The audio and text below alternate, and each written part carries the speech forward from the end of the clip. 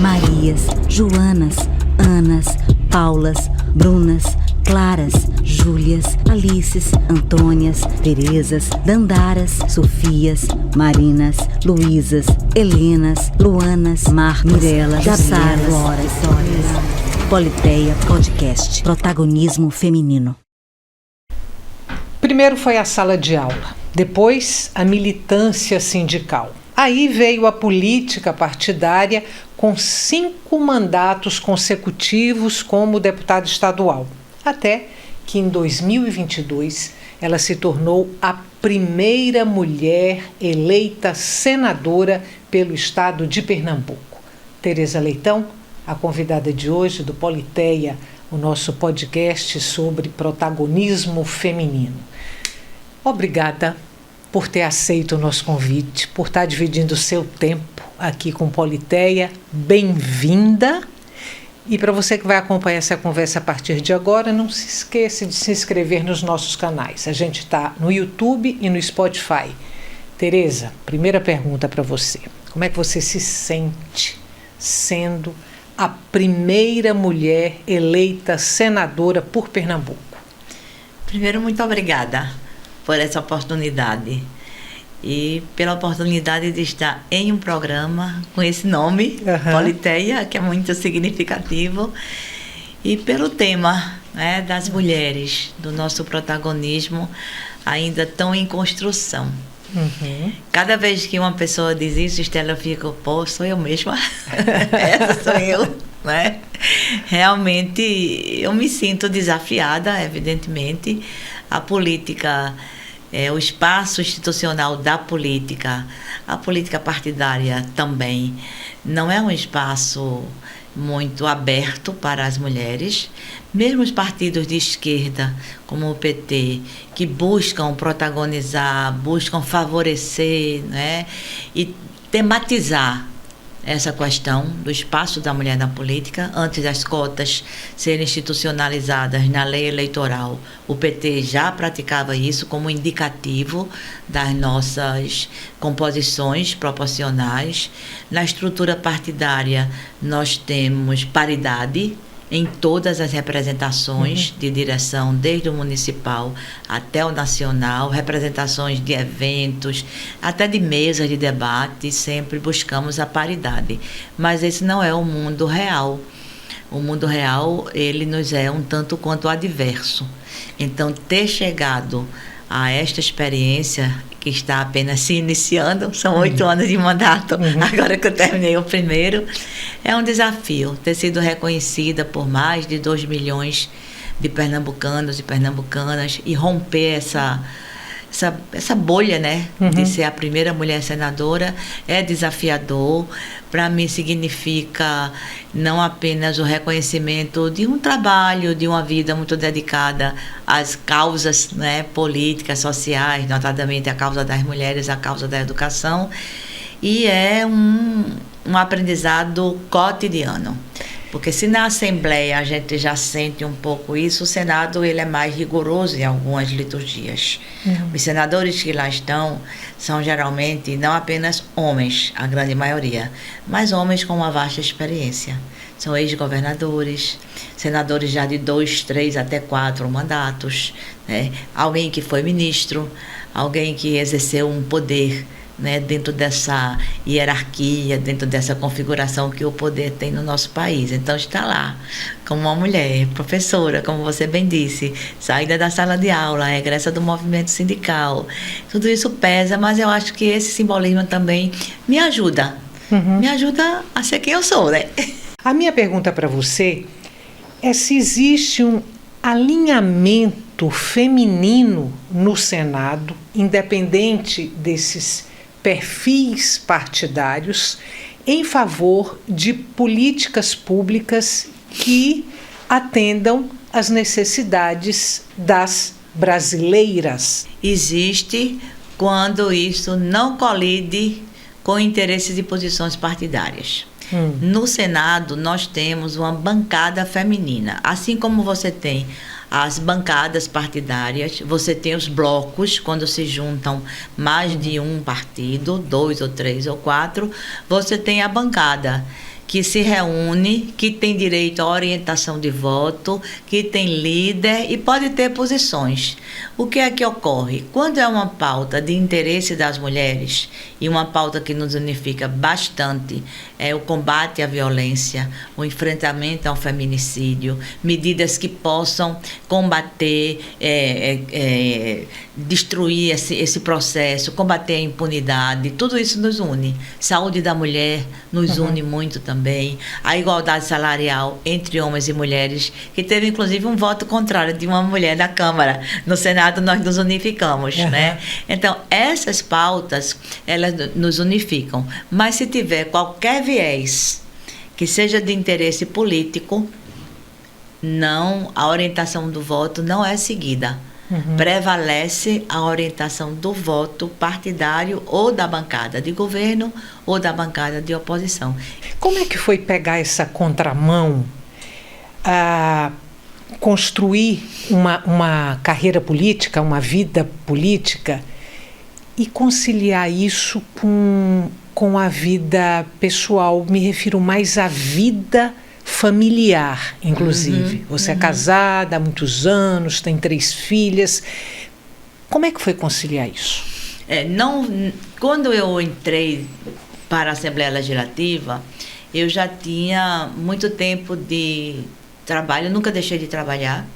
Quando eu casei, eu já trabalhava, né? E o sindicato também consome muito horário. O sindicato consome muito horário, e como eu fui dirigente nacional, me consumiu também tempo de viagem. Eu fui secretária de Assuntos Educacionais da CNTE e secretária-geral. Então, secretário de Assuntos Educacionais é presença obrigatória em tudo que é Conferência de Educação dos Estados. Eu visitei praticamente todos os sindicatos do país. Todos. Eu só não fui no Amazonas, quando eu era dirigente sindical. No Amazonas, em Macapá. Os outros todos, nem que fosse para chegar lá, fazer a palestra e ir embora. Nem que fosse para chegar lá na Assembleia, dar uma palavra de apoio a uma greve, alguma coisa, sempre. Então, a minha rotina de trabalho, ela sempre foi puxada. A minha mãe dizia: menina, pare, desde 12 anos que você tem atividade extra-classe. Porque eu tinha também atividades extra-classe. Era da Cruzada Eucarística, depois era do Grêmio, depois era disso, depois era representante de classe, né? Essa rotina de trabalho, ela sempre foi muito constante na minha vida. E também eu casei com uma pessoa que me conheceu assim, né? Eu conheci o meu marido no movimento de grupo de jovens de igreja, onde ele era o presidente do grupo e eu era a secretária, né? Então já nos conhecemos assim. Ele também trabalhou muito tempo em um setor que demanda muita presença física. Ele é engenheiro de manutenção, então ele não podia sair se uma máquina de costura tivesse quebrada, se uma caldeira tivesse ameaçando. Então, nós nos entendemos assim com o tempo, não é? Nos entendemos muito com o tempo, e as nossas filhas foram também criadas nesse ritmo. E uma vez eu estava muito aperreada, porque eu tinha que estar, e o tempo era curto. Aí uma das minhas filhas disse assim: mãe, não se preocupe, não, vá. Assim, o importante é a qualidade do tempo que você fica com a gente. Aí eu respirei. Tem 2 passagens na minha vida, Estela, que eu respirei, não, e eles estão entendendo o que é minha vida. Outra passagem semelhante a esta foi no aniversário do meu neto. A gente estava tudo lá no aniversário do meu neto e eu tinha uma atividade. Depois, aí fui, cantei os parabéns. Aí eu disse: eita, eu vou ter que ir embora. Eu vou não sei para onde, não me lembro o que era. Aí eu vou daqui a pouco. Aí o cunhado da minha filha disse: vá não, dona Tereza, vá não, fique mais um pouquinho. Aí eu vou ficar mais um pouquinho. Não, daqui a pouco eu vou daqui a pouco. Aí ele: vá, não, eu tenho que ir. Aí ele: não vá não. Aí meu neto virou-se para ele e disse: meu filho, Aí é Tereza Leitão, meu filho. Deixa ela aí. Aí eu respirei mais uma vez. Ele está entendendo que ele tem uma avó, né? Ele tem uma avó que está no aniversário dele. Mas ele sabe que a avó dele é Tereza Leitão, política, que tem que estar ali em alguma atividade. Tem vida pública, né? Tem vida pública. Arrumou tempo para fazer brigadeiro? Para as filhas e para os netos? Eu faço brigadeiro, eu prego botão. Quarta-feira de cinzas eu fui levar a minha neta para fazer uma escova no cabelo. Eu fui pintar minhas unhas. Eu quero ir com você para fazer uma escova no meu cabelo. Eu aprendi com essa observação da minha filha que a gente também tem que ter algumas prioridades. Não dá para você também ficar só sem se lembrar da família. Tem momentos na família que você não pode estar ausente. Aí você tem também que ter essa sensibilidade, né? Já que eles também liberam tanto, não é? Então, tem demandas familiares, Estela, que eu acho que não dá para a gente abrir mão. Para a gente terminar, quais são as mulheres do seu repertório por admiração? São muitas. Tem muitas anônimas também. Tem muitas anônimas, né? Eu tenho professoras, muitas professoras me foram inspiradoras. Muitas professoras. Uma professora que, quando eu era do Jardim da Infância, eu fiz xixi nas calças. Eu nunca me esqueci dessa professora. O nome dela era Dona Lúcia. Eu naquele tempo a gente chamava Dona Lúcia. Eu fiquei morta de vergonha. A gente usava aquelas saias pregueadas, pesadas, né? Lá no Instituto Santa Isabel. E ela, vamos, minha gente, tá na hora do recreio. E eu sentada, sem poder me levantar, né? Aí ela veio junto de mim, você não vai se levantar, não? Vamos recrear. Aí eu disse a ela, fique aí bem sentadinha que nós. Eu achei lindo porque ela disse assim, nós vamos disfarçar. Então, isso para mim foi uma inspiração de que mulher não quer uma só, né? Mulher somos nós. Depois, lá nesse colégio tinha medalhas. E a primeira medalha que eu ganhei, a professora que veio botar essa medalha em mim, né? O nome dela era Dona Fernanda, eu era da 2ª série, né? E aí ela disse, eu espero que essa seja a primeira de muitas. Não desista.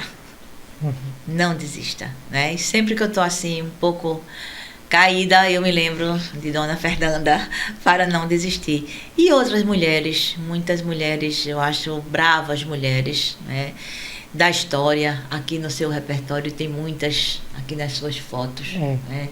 Tem muitas, eu tenho muito medo de citar. Você tá ali. Eu tô vendo que eu tô muito contemplada, muito honrada, né?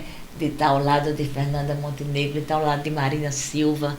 Gratíssima por ter vindo ao Politeia, gratíssima por essa conversa. Até um próximo encontro e que ele não tarde. Obrigada, foi muito bom estar com você. Você que ficou com a gente até agora, muito obrigada e até o próximo encontro. Que nada nos defina, que nada nos sujeite. Que a liberdade seja nossa própria substância, já que viver é ser livre.